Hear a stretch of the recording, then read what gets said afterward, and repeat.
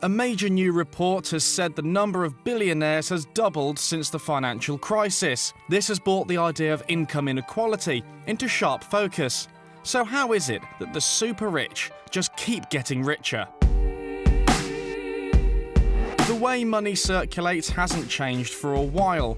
The current economic system, known as neoliberalism, is actually quite new, despite its stranglehold on the global economy. It is a distorted version of the embedded liberalism of the post-depression era, led by John Maynard Keynes.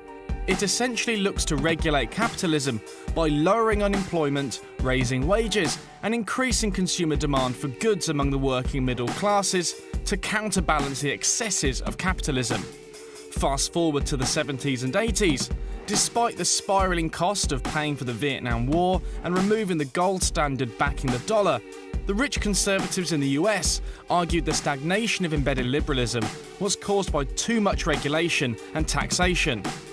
This is the narrative that holds true for conservative thought now, with the theory being that by freeing the richest from regulation and allowing them to make more money, you get a trickle-down effect so that the wealth eventually finds its way down the different classes. This simply hasn't happened.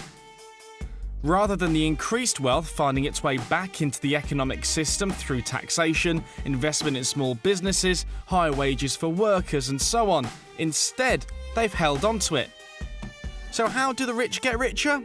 Well, there are many intricacies, but essentially, the entire political theory Western governments have operated on for several decades is predicated on practices that inherently result in an increased wealth gap. As that increased, as did the super rich's influence over those governing parties and the effect to which policies have become centred on increasing profits further.